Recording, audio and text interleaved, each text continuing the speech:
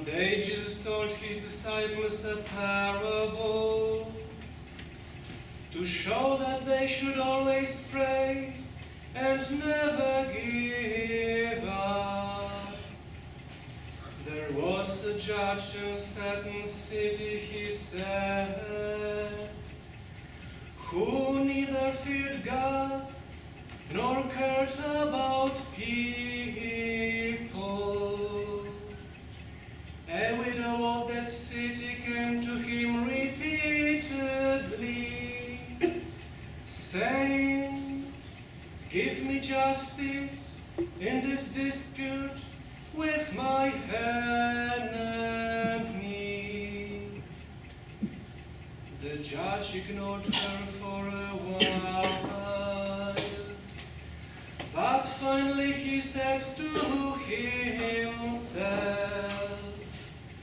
I do not fear God or care about people, but this woman is driving me crazy. I'm going to see that she gets justice, because she's wearing me out with her constant requests. Then the Lord said, learn a lesson from this unjust judge. Even he rendered a just decision in the end. So do you not think God will surely give justice to his chosen people, who cry out to him day and night? Will he keep putting them off? I tell you, he will grant justice to them quickly. But when the Son of Man returns, how many will he find on the earth who have faith?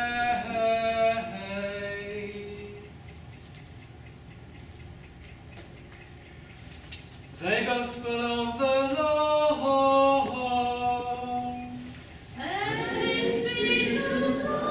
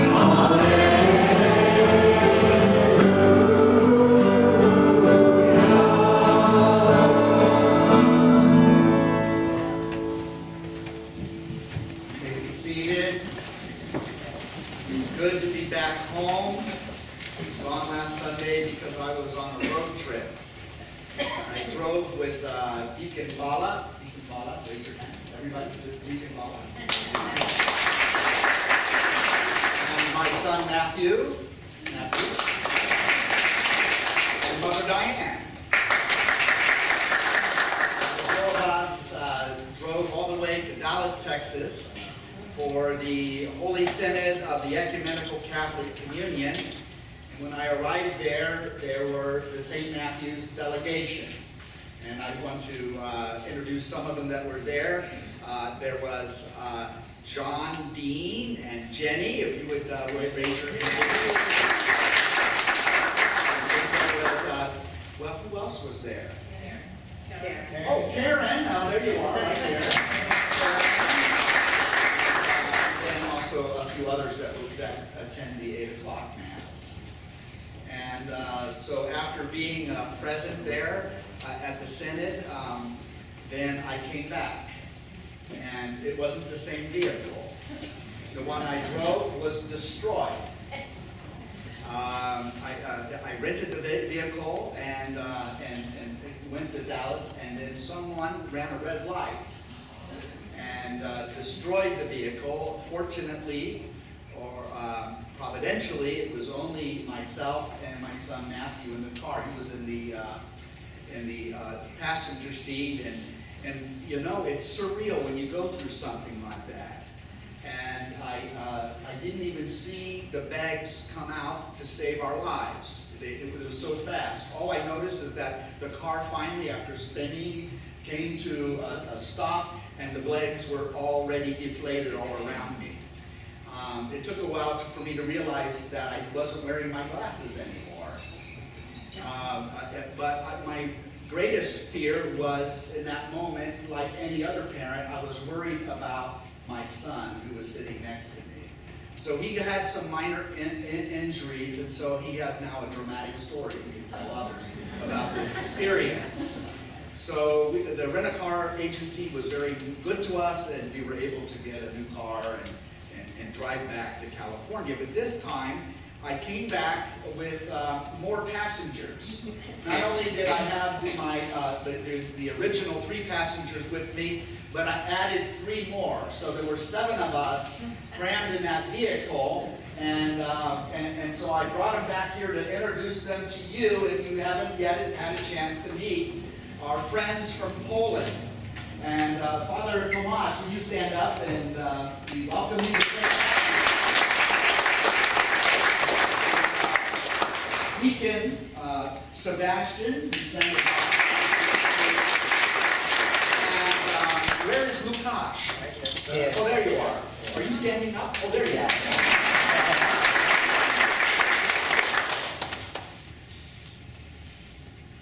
The prayer that Jesus gives to us. He gives us many prayers, although we think of the Our Father. But a prayer that is appropriate for a disciple of Jesus is, Lord Jesus, I trust in you. Say that with me. Lord Jesus, I trust in you. This is perhaps the most important prayer. It is the prayer that is in response to the request of God. God speaks to the human race. And God says to those who are willing to listen, trust me. Trust me. That is God's instruction to all of humanity. And if we hear his voice and we respond, the only appropriate response is, Lord Jesus, I put my trust in you. God, I trust you. This is a very difficult thing to do. And oftentimes we think that if we put our trust in you, oh God, that you're going to answer all of our prayers. And most of the time, I don't know about you, but most of my prayers are not answered. Or I should say, I'll qualify that, they're not answered in the way I would like God to answer them. Because oftentimes, I find myself in the position of giving advice to God. I will assess my situation and those of others, and I come to a determination of how best God should handle this situation. And I pray accordingly. And most of the time when I do this, the prayer is not answered, but rather it is answered, but in a way that it's not according to my advice. And so I find myself secretly getting mad at God. How many have ever had that experience? And sometimes I'll even threaten God, I'm not going to believe in you anymore. How many have had a moment like that? Are you afraid to confess it? I'm afraid to say that. Yeah. See, I pray to you, you say pray, and it doesn't happen, so why should I even believe in you? So this statement of unbelief more often is motivated by my anger and disappointment that God didn't do what I wanted God to do, right? For me. And so oftentimes, even though Jesus instructs us, not my will, but your will be done, I'd rather have it in the reverse. Not your will, God, but my will be done. And I don't say that exactly explicitly, but my behavior and my attitude betrays me. And so I think that we think sometimes the greatest threat that we can make to God is, I'm not going to believe in you anymore. So this has been an all too common human experience. But Jesus speaks about prayer to his disciples. And he tells a story. And in the story, or parable, he mentions that there is this judge. And he is called the unjust judge because he wasn't a good judge. And this unjust judge, we are told by Jesus, is neither God-fearing. He has no regard for God whatsoever. So he's not a person of faith. And he doesn't care about people. He has no interest in the well-being of his fellow brothers and sisters in human society. And then we're introduced to another character, a widow. Why does Jesus select a widow? A woman without a husband. Because a widow in that time and place was the most helpless and powerless of all human beings in human society. She had no husband to advocate for her and to take care of her. She was left totally on her own, and that usually meant she was reduced to a life of abject poverty. She was helpless. She had no power. Yet, she was somehow the object of injustice, and she was offended by some great enemy, and so she decided to go to the judge for redress. And she went to the judge and she cried out. She badgered the judge. She harassed the judge. She wouldn't give up. And the judge was annoyed. The judge was irritated. Nonetheless, the judge thought to himself, I must do something about this loud, irritating female voice that is haunting my environment. She's going to drive me crazy. I need to shut her up, so I'll hear her case. And so this judge, who had no fear of God and no love for human beings, granted the justice this woman was asking for. Now, we look at the parables of Jesus, and we're trying as disciples to understand the point of the story. And Jesus is only making one point. When he tells a parable, there's only one point that is being made. The parable is not a metaphor where everything has all symbolic meanings, but rather it only has one point. This was typical in the teaching of Jesus and typical among the rabbis of the first century. But sometimes, as we listen carefully to this story, we miss the point. We think either one of two things, that God is like a judge who doesn't really care because he's so busy running the universe. Why should he take any concern in my life? And so we approach God as if we got to get God's attention. I'm suffering down here. Do something, God. But we really have this idea that God is remote and that he is angry and that God, only if it's important enough will he respond to our prayer. If that is what you're thinking the point of the parable is, you are greatly mistaken. That was not the intent of Jesus. The judge bears no resemblance to God whatsoever in this story. He's not giving you a picture of the divine. Others of us will look at this story and think that, well, the point of the story is if I badger God enough, if I nag God, if I constantly complain to God, God, who is normally deaf to my cry, will eventually wake up and pay attention to me. You know the proverb, the squeaky wheel gets the attention. If we walk away from this parable thinking that is the point, we will in fact have missed the point. The point of Jesus is, do not give up. Persevere. How much more The God who loves you and is closer than any person in your life. God who surrounds your life and is keenly interested in all the events that take place in your life.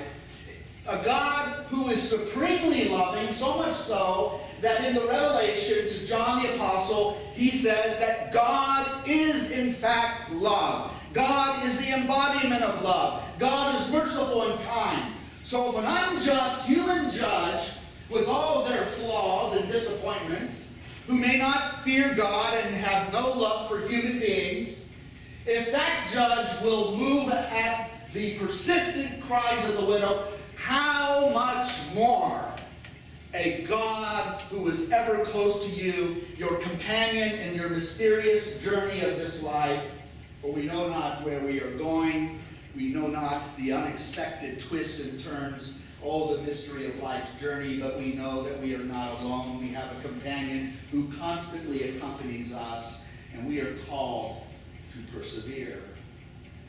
Persevere in asking God for the same thing over and over again? No. Simply persevere in putting your trust in God. God is saying to you today, trust me. Trust me.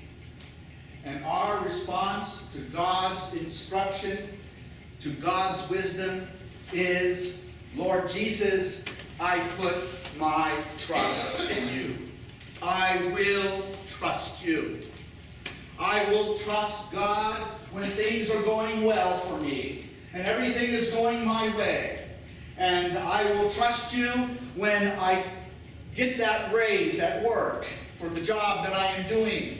I will trust you when my wife agrees with me. I will trust you when things are going well and my children do things that make me proud of them. I will trust God when I have financial security. I will trust God in the abundance of the blessings of this life. When things are good, I will trust God. But I also will trust God when things go bad. When I get the news from the doctor of that diagnosis that I dreaded, I will trust God. When I run out of money and I'm not able to pay my bills, I will trust God. When I'm terminated from my job and lose my way of making a living, I will trust my God. When I fail on an exam at school, I will put my trust in God. When things go wrong, I will yet trust in Him. When I went to Poland, I had an opportunity through Father Tomasz to go to the convent where Sister Faustina, now Saint Faustina, lived. And she had visions of Christ. She is the one who's the personality behind the Chaplet of the Divine Mercy. I got to be in the chapel. I got to be by the pond where she received a vision of Christ.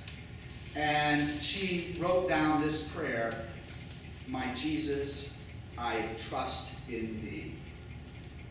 Simple prayer. It's not a new revelation. It's been around since the time of the gospel.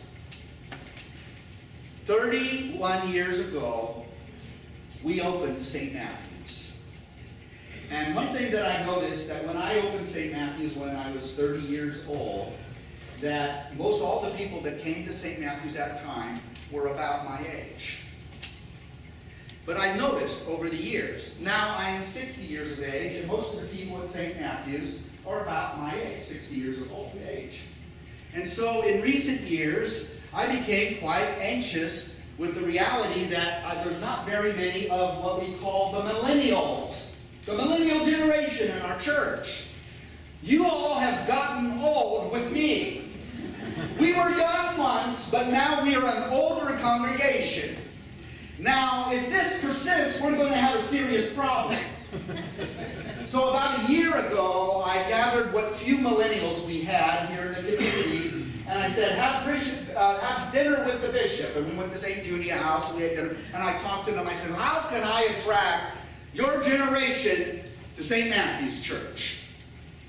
And so they all had ventured forth different ideas, but after the conversation went on, they finally came out with the truth of the matter. And at the end, this is what the message was. Well, Bishop Peter, we really love you.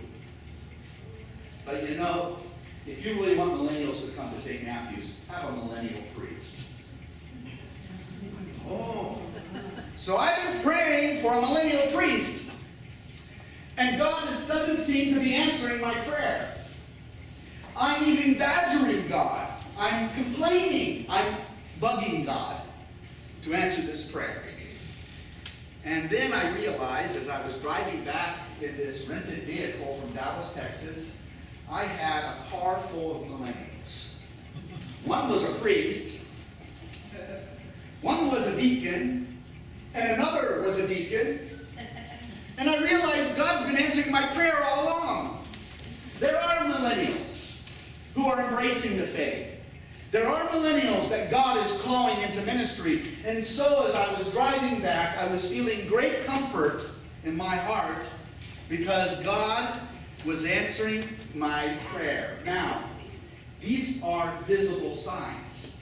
I don't know who the millennial priest who will be here at St. Matthew's permanently will be. But these are signs to me that God is at work in the hearts and souls of the young people of that generation. And now I know, it's like a sign from heaven, that the day will come, my brothers and sisters, in which we will have a millennial priest. And when that happens, move over. Make room, for they will come. Because St. Matthew's was a work of God 30 years ago, for our generations, but St. Matthew's will also be a work of God in the coming generation. We will indeed have a legacy to pass on. So, don't give up. It may not seem God is answering your prayer according to what you visualize. Nonetheless, God is already at work to answer the very prayer that you offer. Don't give up. And always respond to the request of God. Just trust me. Trust me. I will trust him in the good, and I will trust him in the bad. And when the day comes, when the cool dew of death lies coldly upon my brow, I will yet trust him. When I breathe my last breath in this life, I will yet put my trust in him. Because faith, which is trust, is not believing and accepting ideas. It is about trusting the eternal one, the divine one, a divine person who is revealed to us in the person of Jesus, who is the incarnation of that divine love among us. And he makes the simple request, trust me. My brothers, trust Jesus. My sisters, put your trust in God. That ought to be our prayer. And that is the gospel of the Lord. Amen.